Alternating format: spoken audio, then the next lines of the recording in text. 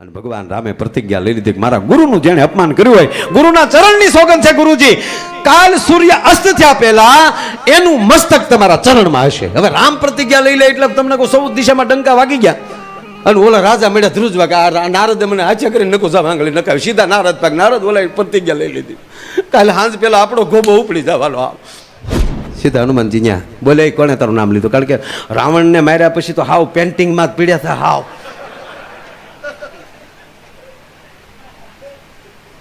બોલ કોને નામ લીધું? હનુમાનજી કહે નામ દે. એ કે નામ નથી દેવું, આપણે જે વાત નામ દે ને. કોણ છે તારું? આમ આગળ ભૂકા કાઢી નાખું. એ કે આગળ પાછા હનુમાનજી ઢીલા પડી જાવ. ઢીલા ન પડે, નામ દે ની. એ કે અવધપતિ.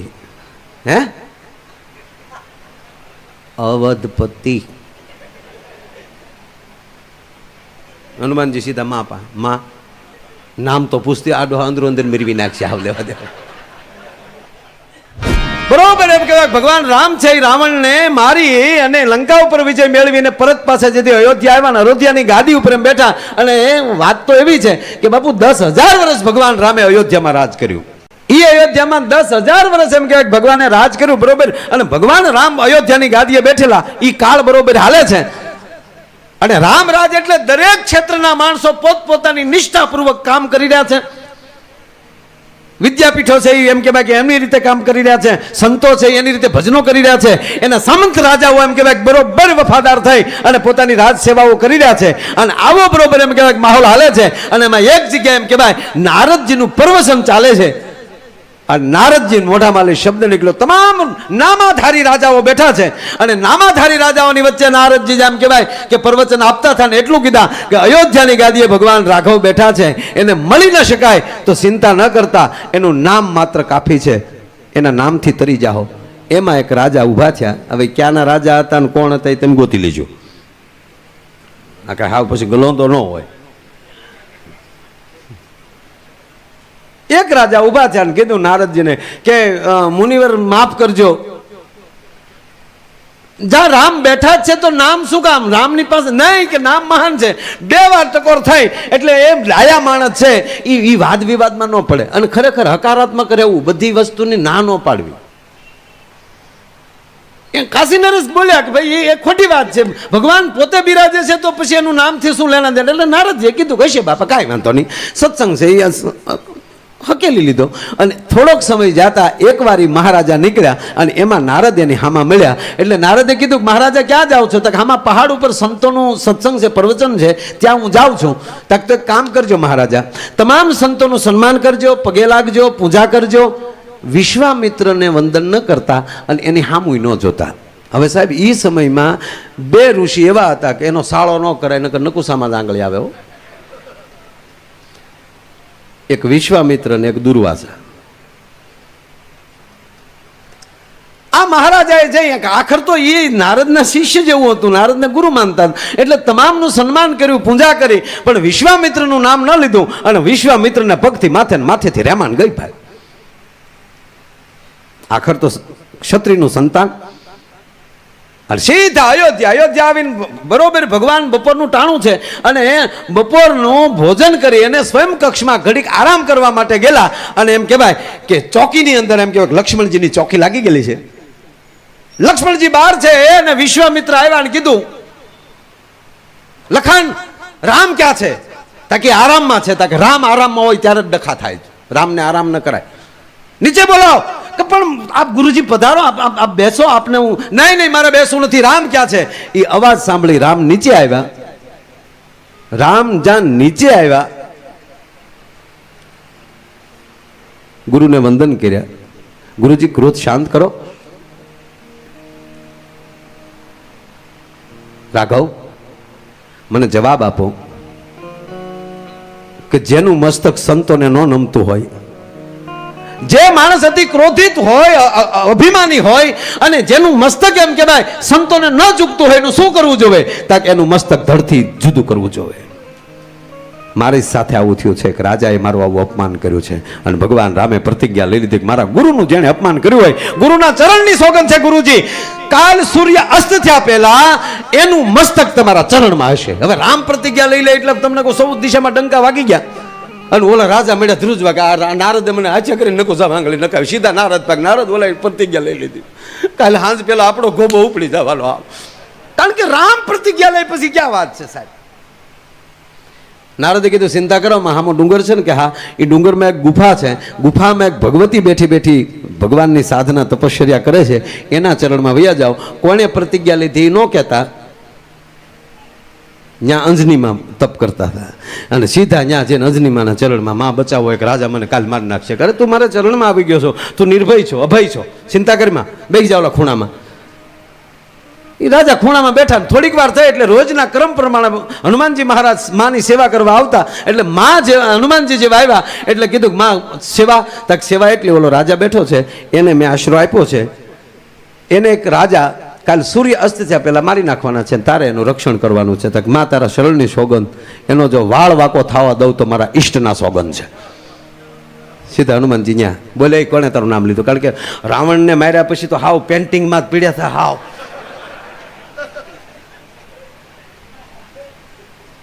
બોલ કોણે નામ લીધું? હનુમાનજી કહે નામ દે. એ કે નામ નથી દેવું, આપણે જે વાત નામ દે ને કોણ છે તારું, આમ આગળ ભૂકા કાઢી નાખું. એ કે આગળ પાછા હનુમાનજી ઢીલા પડી જાવ. ઢીલા ન પડે, નામ દેની. એ કે અવધપતિ.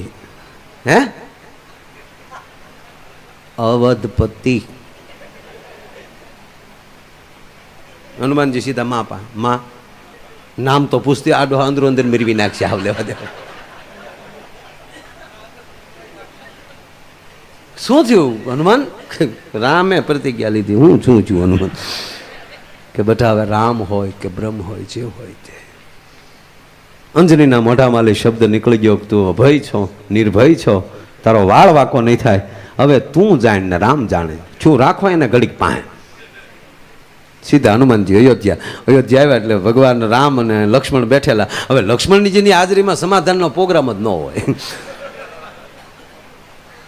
એટલે હનુમાનજી આવીને લક્ષ્મણજીને કીધું કે પ્રભુ ઘડીક થોડાક એકચ્યુઅલી આપ થોડાક બહાર જાઓ ને. એટલે આમ લખન મહારાજ જોયું એટલે ભગવાન રામે કીધું કે હા લખન, હનુમાનને કામ હશે કે. લક્ષ્મણજી કે ચૂંટણી નથી ને અંગત મિટિંગ હે.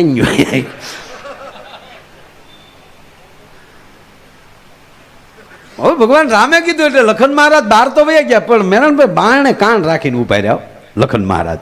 એટલે અહીંયા હનુમાનજીએ કીધું કે પ્રભુ કાંઈ પ્રતિજ્ઞાઓ લેવાઈ ગયું છે કે હા.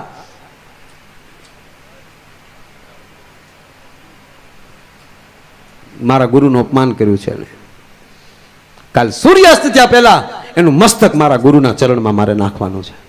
કે એમાં કાંઈ ઢીલા પોસું થાય એવું ખરું? અરે કે ગુરુના ચરણની સોગંદ ખવાઈ ગઈ. કે પણ પ્રભુ મારે ઈષ્ટની સોગંદ ખવાઈ ગઈ છે. અંજનીમાં આવું કીધું. લખનજી સાંભળી ગયા ભગવાન ઢીલાય પડે, એ તો કરુણા નિધાન છે.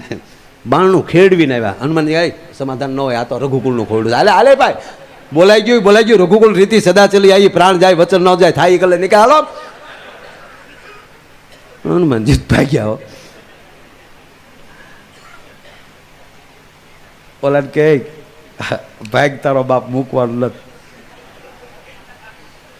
માં કા આવું છું સાહેબ છે તો અડધી મિનિટનો પ્રસંગ, પણ હવે જોજો. હનુમાનજી લઈને વયા ગયા, સીધા એના રાજમાં ગયા. રાજાને કહી દીધું કે બધે આમ જો તાળા બાળા મારી ગયો, બધે કોઈ બહાર નહીં.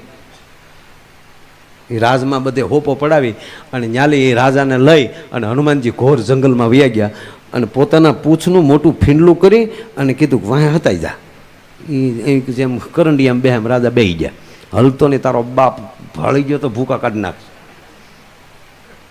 તાક તો હવે તારે બચવું હોય રામથી તો કેવલ એનું નામ જ બચાવી શકે. राम से बड़ो राम को नाम, राम से बड़ो राम को नाम. ए राजा હવે બચવું હોય તો ભગવાનનું ભજન કર. શ્રી રામ જય રામ જય જય રામ, શ્રી રામ જય રામ જય જય રામ.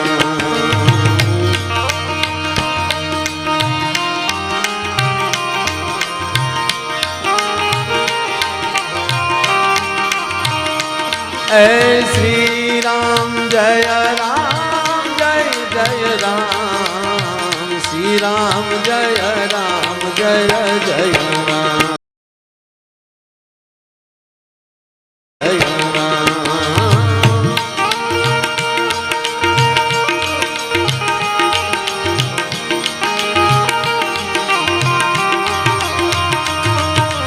હનુમાનજી તો આવી રીતે ધીરા તાલે ગાતા પણ હા વાહે રાજા એ શ્રી રામ જય રામ જય જય રામ શ્રી રામ જય રામ જય જય રામ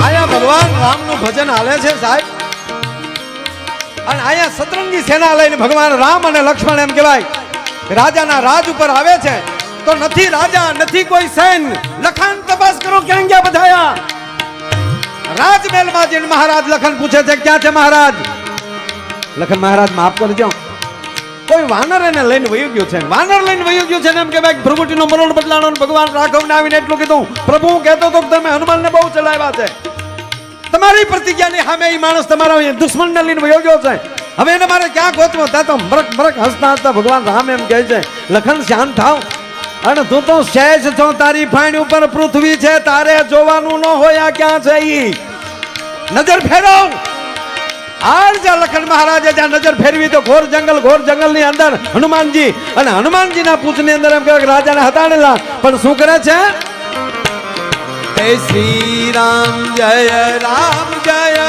જય રામ શ્રી રામ જય રામ જય જય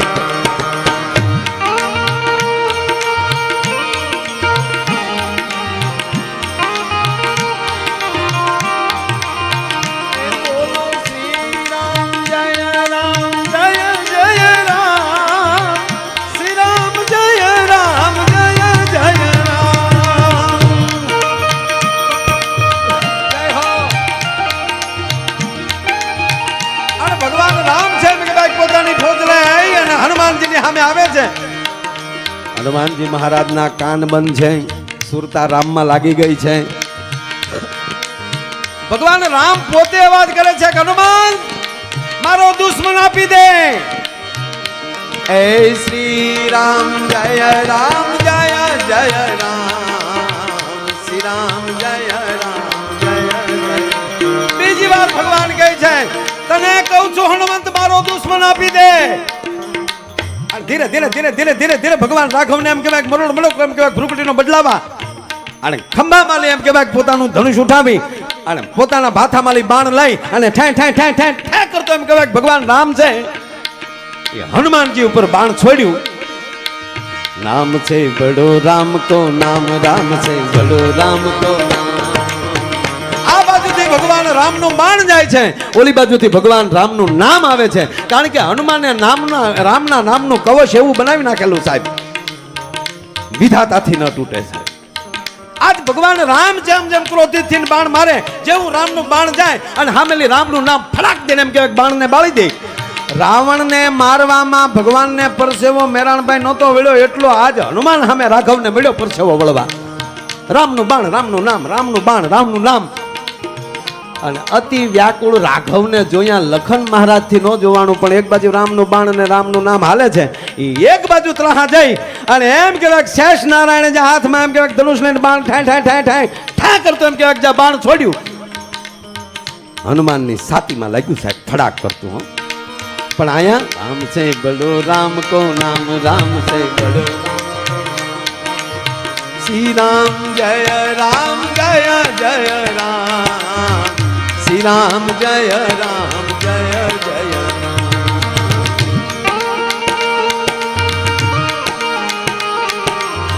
આપ કહેશો કે જેની છાતીમાં બાણ લાગી ગયું અને એને ખબર ન પડી હો લાગે ને એની ખબર પડે આ સાહેબો બેઠા છે એને ખબર હશે નાનો હુનો ઘા હોય ને એના ટાંકા લેવાની વેદના થાય પણ આખો ફાટી ગયો હોય ને સાહેબ ત્યારે એ એની સ્મૃતિમાં વયો ગયો હોય છે માણસ તો આ તો જે રામના ભજનમાં ખોવાઈ જાય એને હું ખબર પડે ભલા માના. પણ આ જ્યાં ભગવાન રામનું બાણ જેમ કહેવાય લાગતું નહોતું, ત્યાં લખનનું બહાર એમ કહેવાય કે છાતીમાં બાણ લાગ્યું બાણ હનુમાન ને મૂર્છિત રામ થઈ ગયા અહીંયા છે. હવે જોજો ઘટના કેવી ઘટી કુમાર ભાઈ. જ્યાં ભગવાન રામ આ ધરતીમાં ધીરે ધીરે ધીરે જ્યાં ઢળવા જાય છે ત્યાં તો લખન મહારાજે ધનુષ બાણનો ઘા કરી અને ગડગડતી દોટ દીધી. હવે જોજો ઘટના કેવી થઈ. લંકાના મેદાનમાં લખન મહારાજ મૂર્છિત થવા જાય છે અને રામે દોટ દીધી. અવતાર કાળ બન્યા પછી શેષની પથારીએ તો ભગવાન રોજ હૂતો હતો, પણ અવતાર લીધા પછી શેષને પહેલો મોકો મળતો હતો નારાયણને પોતાને શેષને પોતાના ખોળામાં હુવડાવવાનો. કારણ કે લંકાના મેદાનમાં ભગવાનનો ખોળો છે અને શેષ પડ્યો છે, અને આજ ફરીવાર હવે શેષનો ખોળો નારાયણ પોઢવા હાલ્યો આવે છે. ભલા માને લખન મહારાજના આંગળીના ટેરવા મળ્યા ને કે ભગવાનની જટામાં ફરવા.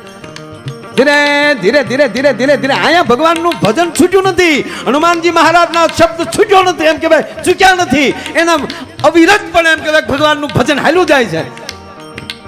અને ધીરે ધીરે મારો નાથ જાય એમ કહેવાય કે મૂર્છામાલી બારો આવ્યો તાકો ધ્રગાગ ધ્રગાગ ધ્રગાગ એમ કહેવાય લોહીની ધારામાં એમ કહેવાય કે હનુમાનની છાતીમાલી છૂટે છે અને ગળગળતી દોટ રાઘવે દીધી. સાહેબ છાતી ઉપર એમ હાથ મૂકી દીધો અને ઘા નો દેખાય ને એમ રાઘવે બાણ લીધું, એટલે લોહી વધારે નીકળી જાય એ માટે હાથ દઈ દીધો, લોહી બંધ કરવા માટે ના. આ વસ્તુની મારા લખનને ખબર પડશે તો જીવશે નહીં, કારણ કે આના હૃદયમાં હું બેઠો છું. આ બાણ મને લાગ્યું છે. એ જો લખનને ખબર પડી જાય કે અરે રે મારા રાઘવને મારું બાણ લાગ્યું છે, એની છાતી ઉપર હાથ મૂક્યો છે. હવે જુઓ ઘટના. ભજન કરો તો કેવું કરો, મિત્રતા કરો તો કેવી કરો. બે મિત્રો એક હારે યાદ કરવા જોવે.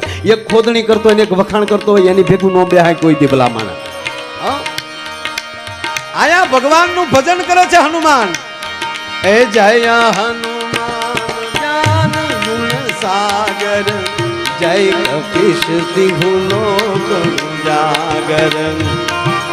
હનુમાનજી રામનું ભજન કરે, આજ રામ હનુમાનનું ભજન કરે સાહેબ. हे राम रसायन तुम्हारे पासा सदा रहो रघुपति के दासा. हनुमान ने आंख खुली છે. પ્રભુ હા હનુમંત, જ્યાં સુધી તારો ઘા ન રૂજાય ને ત્યાં સુધી મારો હાથ ઔષધ રૂપી તારી માથે ફેરા કરશે. राम रसायन तुम्हारे पासा सदा रहो रघुपति के दासा तुमरो भजन राम को पावे. जन्म जन्म के दुख विसराय तारू एक पण दुख नो रेवा दो हनुमान. आज हूँ तारू भजन करू छू. तू जेम मारू भजन करने एम आज हूँ तारू भजन करू छू. बापू घा रुजाई गयो. भगवान राम ध्यान में वया गया, एनी आंख बंद थई गई, हाथ एमणाम फरे. जय हनुमान जय हनुमान जय हनुमान. हनुमाने શું કર્યું, ભગવાનની આંખ બંધ ફાળીને એટલે વાહેલી રાજાને લઈને ખોળામાં બેહાડી દીધો. એવાના જ ખોળામાં બેહજો કે જે તમારા રખોપા કરીએ કે ભલા. નકર ખોળા તો બહુ માણસો પાથરે છે. ખોળામાં બેસાડ્યો, પણ પછી તો હનુમાનની છાતીને બદલે રાજાના માથા ઉપર એમ કહેવાય ભગવાનનો હાથ ભીડ્યો ફરવા, અને જેવો રાજાના માથા ઉપર હાથ ફરતો હતો છડપ દઈને હનુમાને હાથ પકડી લીધો. આંખ ખુલી ભગવાનની તો રાજાની માથે હાથ. એટલે હનુમાને કીધું કે હે પ્રભુ, જેની માથે તારો જ હાથ હોય એને ત્રણ લોકમાં કોણ મારી શકે ભલા. ત્યાં વિશ્વામિત્ર ને નારદજી થોડીને આવતા હતા, તબલા ને બધું બંધ થઈ ગયું.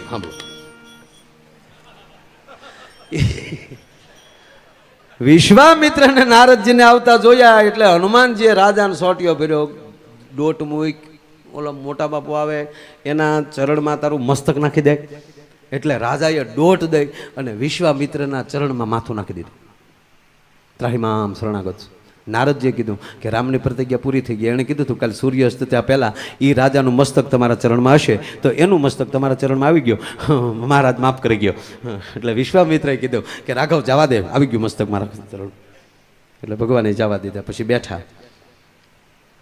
પણ વિશ્વામિત્રનો જે પારો હેઠો નહોતો પીડ્યો. વિશ્વામિત્રે તોય ઓલા રાજાનો કાઠલો પકડી લીધો.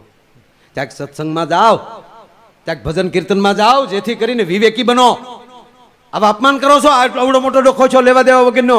એ કે પ્રભુ સાંભળજો, આ સત્સંગમાંથી જ છું. તા કે શ્યાના? તા કે આ નારદ બાપુના સત્સંગ. નારદજી હવે તો હાસું બોલો ને કે આ તારો ડોહો પાછો ગોબો ઉપાડ લે. એટલે કીધું નારદે કે માફ કરજો મહર્ષિ,